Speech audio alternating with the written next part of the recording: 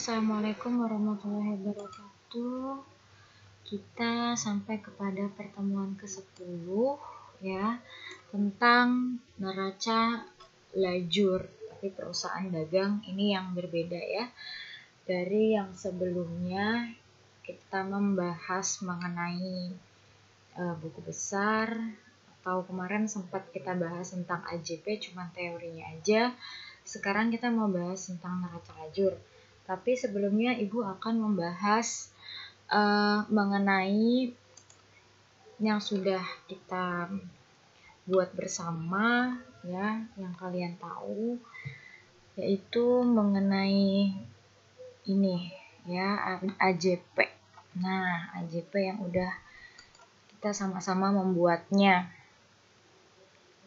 Untuk yang AJP di sini kan ada pertanyaan terkait dengan AJP, disesuaikan dengan yang ada di modul pertemuan 9. Di sini disuruh untuk menyusun daftar persediaan barang dagang akhir di 31 Januari ya.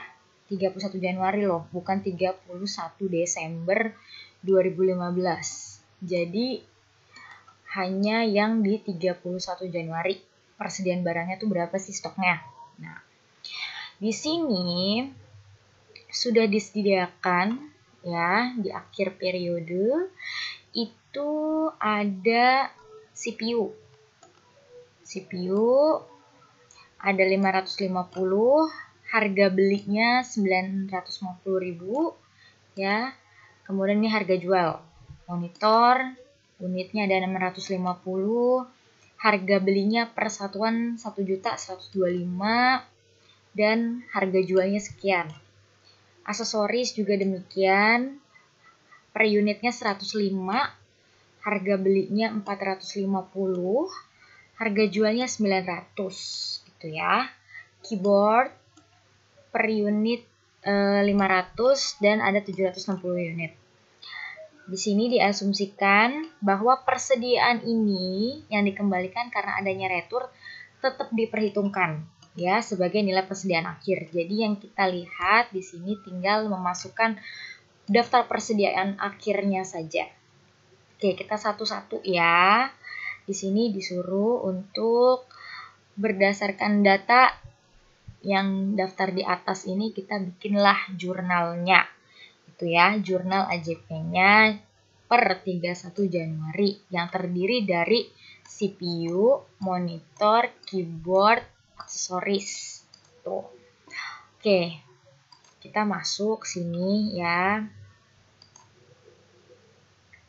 Untuk mencatatnya tentunya kita sudah tahu di teori sebelumnya ya, bahwa untuk mencatat kalau persediaan barang dagang awal memang seperti ini ya. Jadi ikhtisar laba rugi, terus persediaan dagang yang di awal berapa, terus baru persediaan barang dagang yang ada di akhir berapa, lalu ikhtisar laba rugi. Jadi ini seperti kebalikannya ya. Kalau awal ditaruhnya di akhir di sini ya, atau di kredit. Kalau persediaan barang dagang akhir ditaruhnya paling duluan, yaitu di debit gitu ya, baru ikhtisar laba ruginya yang ada di kredit. Lalu yang kita masukkan ya, di sini kita bisa lihat dari unitnya ya dikali dengan harga belinya. Jadi kamu jangan mengkalikan dengan harga jual ya. Jadi dikalikan dengan harga beli gitu ya. Jadi kalau misalkan dikalikan dengan harga jual nanti akan menjadi salah. Misalkan 950 ya ribu. Nah, 950.000. Jadi disesuaikan dengan yang ada di sini. Sini 950.000, otomatis yang ada di sini juga 950.000 dikali 585.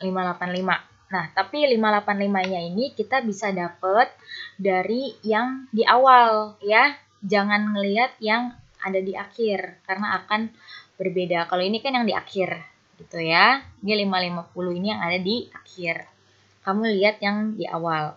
Kemudian begitu juga yang akhir. Kalau akhir tentunya ngelihatnya yang di akhir yang tadi, yaitu 550 dikali dengan harga belinya. Harga beli akan sama ya.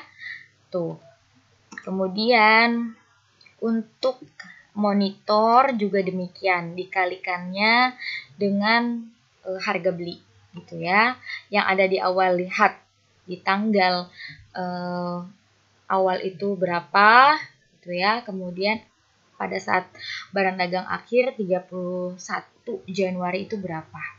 Nah, ini dimasukkan juga ya, sama seperti yang tadi. Jadi ini jumlahnya. Kalau untuk monitor awalnya ada sekian ya. Untuk monitor akhir sekian. Kemudian untuk yang aksesoris sekian ya, yang awal, yang akhir sekian. Gitu ya. Karena tinggal 105. Terus untuk keyboard juga dimasukkan ya, dikalikan dengan berapa unit itu yang ada di awal, kemudian yang ada di akhir juga demikian, dikalikan tinggal berapa unit. Nah, kemudian untuk biaya penyusutan gedung ya, untuk biaya penyusutan gedung ini kan kita membuatnya sesuai ya dengan perhitungan, karena di sini dimintanya adalah garis lurus kalau tidak salah ya, kita lihat sama-sama. Dimintanya di sini ini daftar aktivanya ya, dari tanah, gedung, kendaraan, peralatan. Ini kita tahun memperolehnya. Jadi kita punya ini mulai dari kapan sih? Nah, itu tahun perolehannya. Tanah mulai dari Januari, gedung mulai dari Februari, kendaraan dari Juli 2011 ya. Kemudian peralatan dari Desember 2012. Nah, ini harga kita memperoleh tersebut ya, memperoleh aktiva-aktiva ini. Kemudian karena tanah ini tidak ada masa ekonomisnya, makanya tidak ada di sini. Dan tidak ada nilai residu, karena tidak ada juga nanti akumulasi penyusutan. Karena yang namanya tanah otomatis harganya tidak akan mungkin menurun, tapi jadi naik ya, atau bertambah dari setiap tahunnya. Maka tidak ada penyusutan. Jadi kalau misalkan kalian pengen investasi, investasilah tanah gitu ya. Kemudian untuk gedung juga ada penyusutannya nanti. Di sini kita memperolehnya sekian ya, 6.500.000.000. Masa ekonomisnya 20 tahun, ada nilai sisa ya, ada nilai sisanya 500 juta. Nah, di sini dikatakan akumulasi. Kalau udah accumulate atau akumulasi, jadi mulai dari 2011 sampai 2014 ya, itu kita akumulasikan seluruhnya ada 1.175.000.000 gitu ya. Nah, kalau kendaraan mulai dari Juli 2011 sampai dengan 31 Desember 2014 gitu ya, akumulasinya 380.100.000. Nah, peralatan kantor juga demikian. Dari Desember 2012 sampai dengan 31 Desember 2014. Itu akumulasinya 119.000 gitu. Nah, ini semua ya nanti akan diperlukan datanya untuk membuat daftar aktiva tetap per 31 Januari 2015 loh ya, bukan 31 Desember. Jadi kalau kalian ngitungnya 1 tahun salah gitu ya. Jadi yang harus dihitung hanya 1 bulan di bulan Januari saja. Tapi kita harus pastikan bahwa perhitungan kita terhadap akumulasi ini sama dengan yang ada di contoh gitu, atau sama yang ada di soalnya. Gimana caranya supaya benar gitu ya? Kita lihat di sini cara ngitungnya seperti apa sih. Walaupun nanti kita akan dapatnya segini, kita harus tahu Hitungnya tuh Oke, kita mulai dari gedung terlebih dahulu. Ya, kalau gedung sini udah Ibu siapkan. Penyusutan untuk gedung. Kita dapat tahun perolehan. Di situ ada dari 2011 Februari ya. Dengan harga perolehannya 6 miliar 500 juta. Untuk masa ekonomisnya 20 tahun. Nilai residu atau sisa ada 500 juta. Kalau kita akumulasikan mulai dari 2011 sampai 2014, seluruhnya adalah sekian. Nah, apakah benar perhitungan ini? Kita akan lihat benar nggak perhitungan yang ada di soal, ya. Baru nanti kita akan mencari yang 2015. Oke, di tahun pertama memiliki gedung ya dari Februari, ya. Itu hitungannya sampai Desember otomatis cuma 11 bulan dong, ya kan? Nah, kemudian 11 bulan itu ya, kita lihat di sini. 11 bulan ya per 12 dalam 1 tahun kan ada 12 bulan. Dikali dalam kurung ya, harga perolehan ini ya. Harga perolehan dikurangin nilai residu dalam kurung lagi tutup kurung per masa ekonomisnya 20 tahun. Barulah kita dapat 275 juta. Itu ya. Untuk tahun 2011 penyusutannya sekian. Gitu. 2012 penyusutannya berapa sih? Kita pengen tahu. Ya karena 2012 dihitungnya 12 bulan, otomatis rumusnya beda lagi. 12 gitu ya.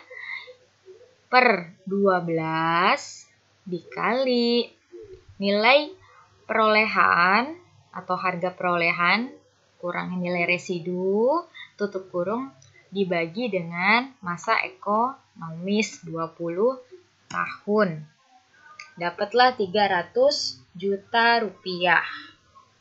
Kemudian untuk yang tahun 2013 ya ada 12 bulan juga, jadi sama.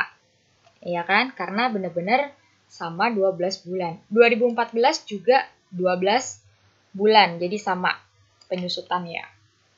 Kalau kita tambahkan, kita sum semua, mulai dari 275, 300, 300, 300. Jadilah 1 miliar 175 juta. Nah, berarti benar apa yang tertera di dalam soal. Bahwa akumulasi penyusutan mulai dari 2011 sampai 2014 itu adalah 1 miliar 175 juta.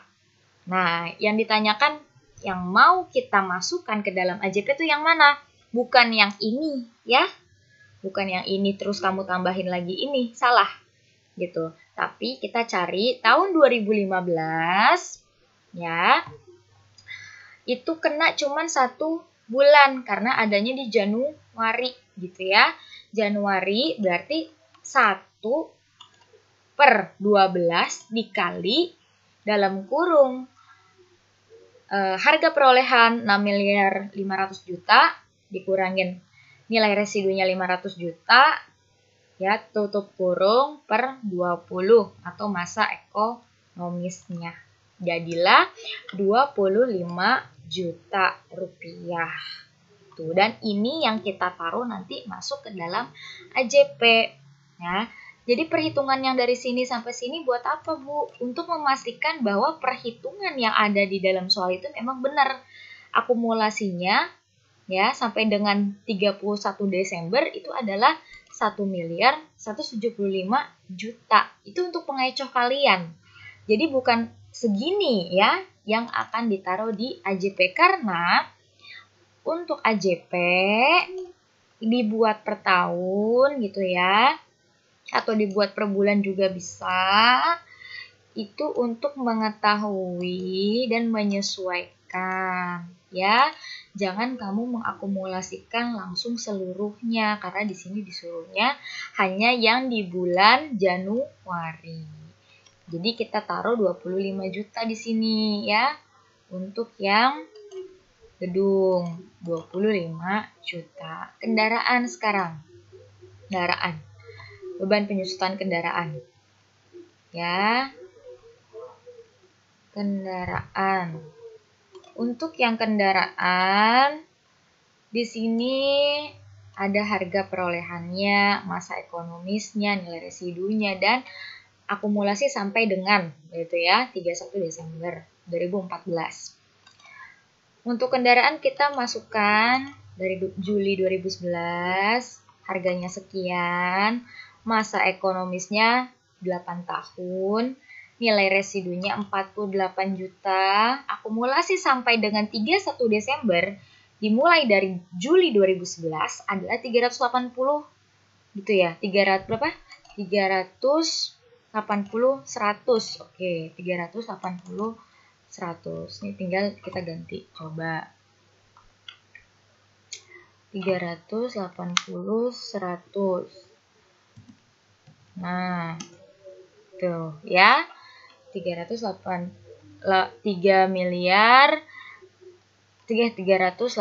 100 ya. Oke, kelebihan. Nah,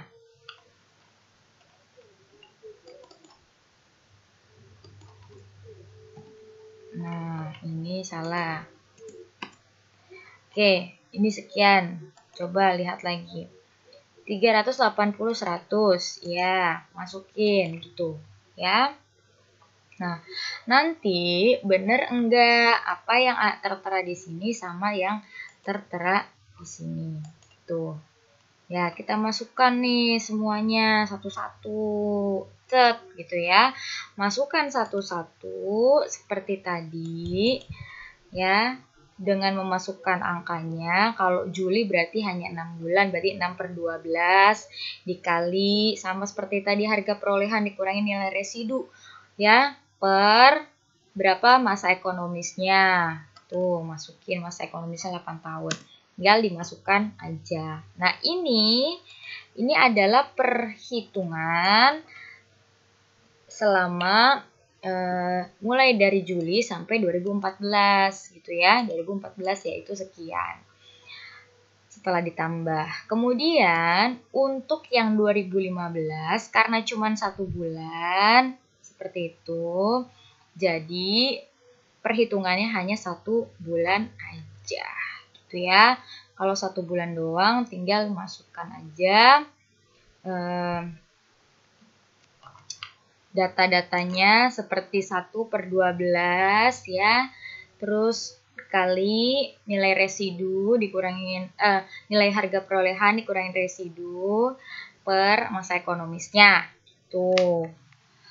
Nah, barulah dapet dah tuh ya 9.050.000 misalkan. Taruh di sini. Ya, pakai Excel tuh enaknya kalaupun emang ada salah bisa diperbaikin cepet kan. Nah, itu. Tinggal masukin aja. Tinggal yang peralatan kantor coba sekarang ya, contoh dari yang peralatan kantor. Ini udah bener ya. Sama ya, 380 100, 380 100. Coba kalau yang ini bener atau tidak.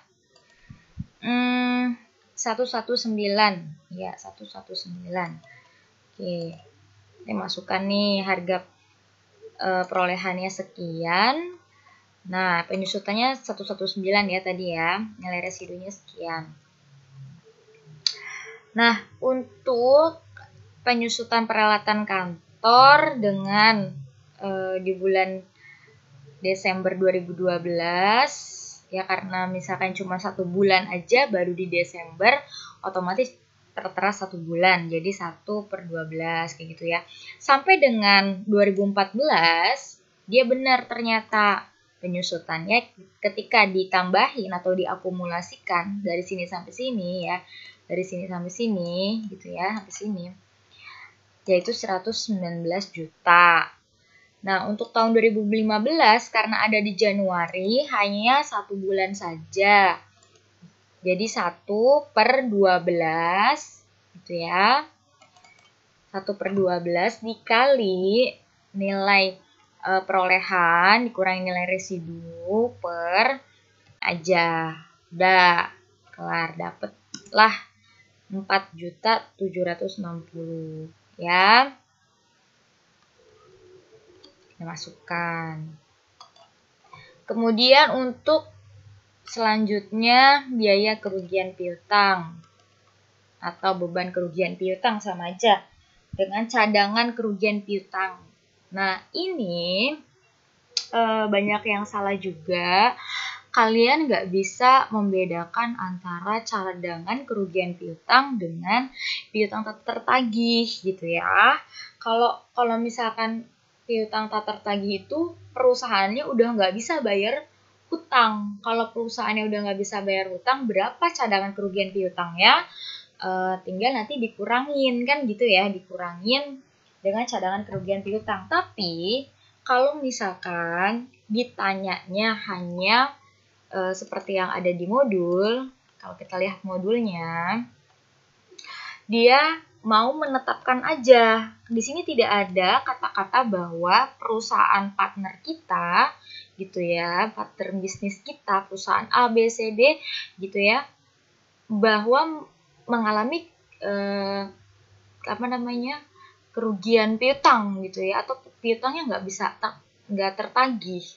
Tapi di sini di kata-katanya dalam modul hanya tertera perusahaan menetapkan besarnya cadangan kerugian piutang aja 5% dari total piutang dagang. Jadi otomatis 5% dikali dari totalnya piutang dagang gitu ya.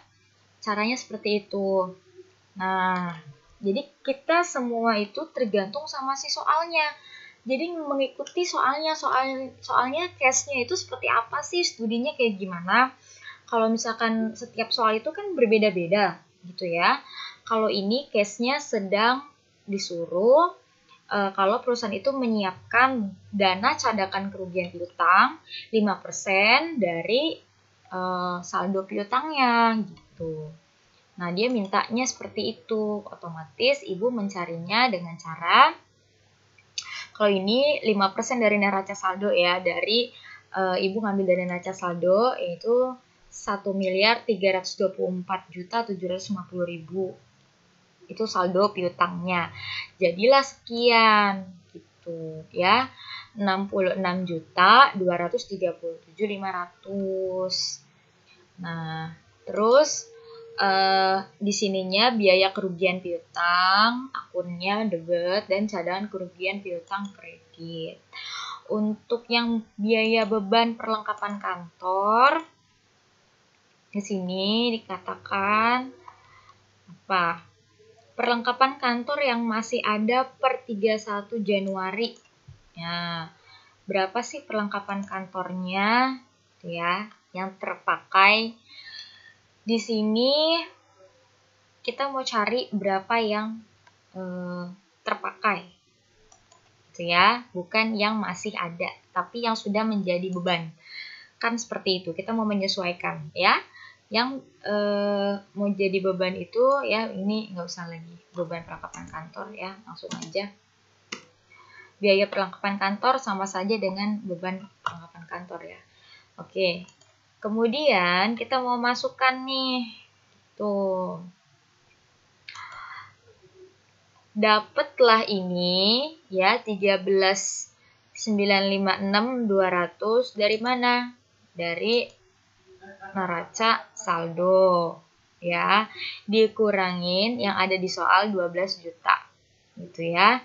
12 juta kalau dikurangin ini yang sudah terpakai di Januari gitu.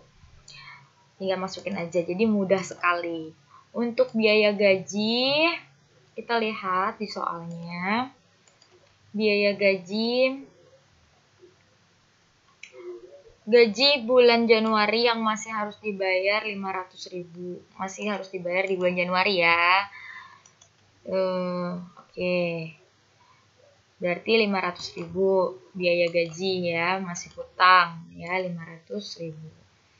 Kemudian ini asuransi. Asuransi di soalnya Asuransi dibayar di muka, dibayar tanggal 30 Desember untuk jangka waktunya 1 tahun. Ya, jangka waktunya 1 tahun.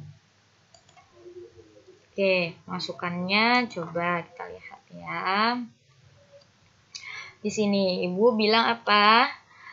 Yang terhitung karena cuman Januari ya, berarti baru 1 bulan aja ya, karena terhitungnya untuk 1 tahun, tapi karena baru Januari yang terpakai ya, maka terhitung hanya 1 bulan bebannya atau biayanya. Nah, ini jadi 1/12 dikali yang ada di neraca saldo berapa ya. Neraca saldonya misalkan asuransi itu berapa, kamu nanti cari. Nah, setelah kita tahu di sini ya, baru nanti keluarlah dia angkanya 1.687.500 gitu. Karena untuk jangka waktu 1 tahun kan ya. Karena baru dipakainya 1 bulan aja. Nah, kemudian untuk sewa diterima di muka. Nah, ini. Sewa diterima di muka. Kita lihat ya. Sewa diterima di muka, pembayarannya diterima tanggal 30 Desember. Untuk jangka waktu 25 bulan. 25 bulan. Ya, jadi segini untuk 25 bulan. Jadi per bulannya adalah sekian. Ya, tinggal dibagi aja. 69.655 tinggal dibagi 25, jadilah 2.786.200 itu untuk 1 bulan. Karena baru 1 bulan, Januari 2015, maka yang terhitung adalah sekian ya, 2.786.200 dimasukkan ke sini. Kemudian jangan lupa kalian sum dari atas sampai dengan bawah ya. Di sum semuanya. Jadi hasilnya harus balance antara debit sama kredit. Ya, 3.354.352.400 gitu ya. Ini untuk AJP-nya, baru hanya AJP-nya saja. Oke, selanjutnya kita akan membahas mengenai neraca lajur. Pada dasarnya neraca lajur itu semuanya sama ya. Hanya memindahkan aja, tetapi yang harus dipindahkan juga harus yang benar. Kalau misalkan kita pindahin AJP-nya itu udah salah, otomatis ke belakang juga akan salah semua ke sini gitu ya. Mulai dari neraca saldo itu harus sudah benar. Jadi nilai totalnya masuk-masukan dipindahkan aja gitu ya, neraca saldo. Ini Ibu persingkat penjelasannya. Neraca saldo yang sisi debit ya, semua dimasukkan, dapatlah hasilnya harus balance sekian. Ya, 22.607.024.000 ya. Ini harus balance antara debit sama si kreditnya. Begitu juga yang ada di AJP. Nah, untuk yang ada di AJP, semua yang kalian sudah membuat di AJP tinggal masukkan ke dalam AJP yang ada di sini. Gitu ya, tinggal masukkan satu-satu AJP-nya. Nah, itu juga harus balance gitu ya, harus dapat balance. Nah, kalau sudah berarti kalian sudah benar. Ini ada yang sudah Ibu hitung ya. Kemudian untuk yang neraca saldo dengan cara kalian harus menyesuaikan. Misalkan kayak gini. Ini kan tinggal kalau yang nggak ada AJP-nya otomatis tinggal pindah debit ke debit kan. Tapi gimana kalau misalkan ada AJP-nya seperti ini? Debit di neraca AJP-nya ada debit, ada kredit. Berarti kamu harus menambahkan sisi debit, kemudian mengurangi sisi kredit atau diselisih. Jadi di plus dulu, kemudian dikurang. Tuh, ya. Jadi seperti itu. Nah, yang ada di sini di NSD itu haruslah saldo akhir, gitu ya. Harus sama maksudnya. Harus sama dengan saldo akhir yang ada di AJP. Ya, saldonya berapa. Nah, dan juga sama persis yang ada di soal kalian nih. Kalau kita lihat di soal kalian, ada di sini daftar aktiva tetap dimiliki perusahaan. Ini waktu 31 Desember 2014. Itu ya. Ini daftar aktiva tetapnya. Terus ini persediaan barang dagang. Nah, ini persediaan barang dagang 31 Januari 2015. Ini harus sama. Ya. Harus sama ketika ini dikalikan, ini dikalikan, ini dikalikan, ini dikalikan. Akhirnya nanti akan sama dengan yang ada di NSD. Gitu. Ya. Karena ini adalah saldo nanti yang di akhir. Nah, CPU, monitor, jangan sampai kebalik. Keyboard, aksesoris gitu ya. Terus ini sewa dibayar di muka. Jadi caranya seperti itu ya, yang kayak tadi.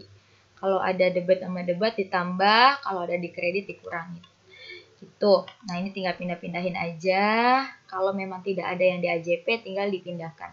Kalau ada yang di AJP berarti yang ada harus di debit, di kredit gitu. Kemudian kalau memang sama berarti ditambah, kalau berbeda debit dengan kredit otomatis dikurang. Sampailah kepada berapa besar totalnya. Total NSD-nya ya ada di sini 24.393.571.500. Nah, ini juga harus balance karena masih NSD gitu ya, masih NSD. Belum kita mau mencari laba rugi. Nah, baru kita ke samping mencari laba rugi dan neraca. Ini bisa dibikin secara berbarengan ya. Jadi ketika kalian melihat akunnya gitu ya, akunnya apa sih? Nah, akunnya misalkan masih tergolong dalam harta utang modal. Harta utang modal nanti masuk ke dalam neraca gitu ya. Yang termasuk harta utang modal masuk ke dalam neraca. Yang masuk ke laba rugi yaitu nanti untuk akun-akun yang memang seperti ini ya, ikhtisar laba rugi, HPP. Nah, beban ini masuk ke laba rugi. Nah, gitu ya. Semua yang masuk ke dalam laba rugi dimasukkan. Untuk besaran laba kita menemukan ya, di sini kan kita akan selisih ya.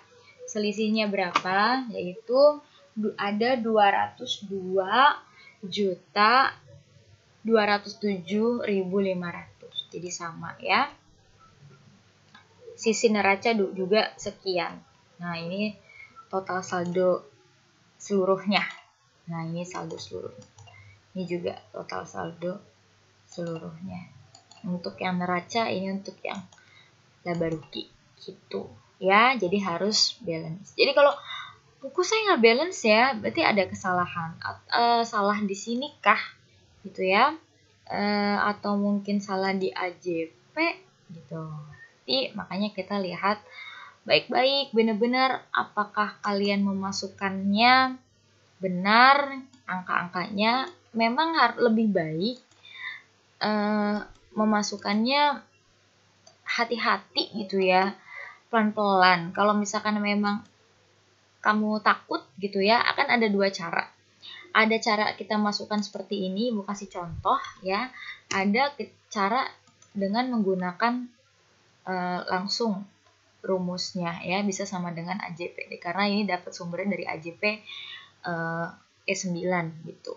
Nah, itu dengan cara kayak gini itu lebih meminimalisir sih kesalahan-kesalahan kita biasanya. Jadi yang masuk ke dalam AJP-nya yang ada di neraca lajur juga hasilnya jadi akan benar. Takutnya salah memasukkan digit angka akan salah semua gitu. Ya enggak? Nah, untuk neraca lajur mungkin itu saja yang dapat Ibu sampaikan.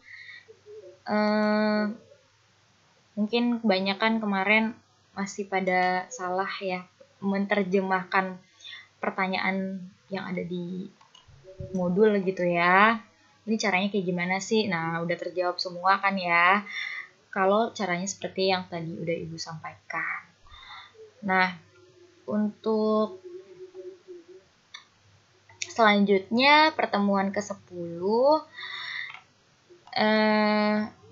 ya di pertemuan 10 ini tugasnya untuk pertemuan 11 nanti ya. Kita akan membuat laporan laba rugi, disuruhnya di sini multiple step ya. Bentuknya kan kita ada beberapa gitu ya. Nah, disuruhnya yang bentuknya multiple step. Kemudian ada laporan laba ditahan atau perubahan laba gitu ya. Terus neraca bentuk staple. Nah, ini bentuknya disuruhnya neracanya staple. Paling itu saja. Nah, ini udah pertemuan 11.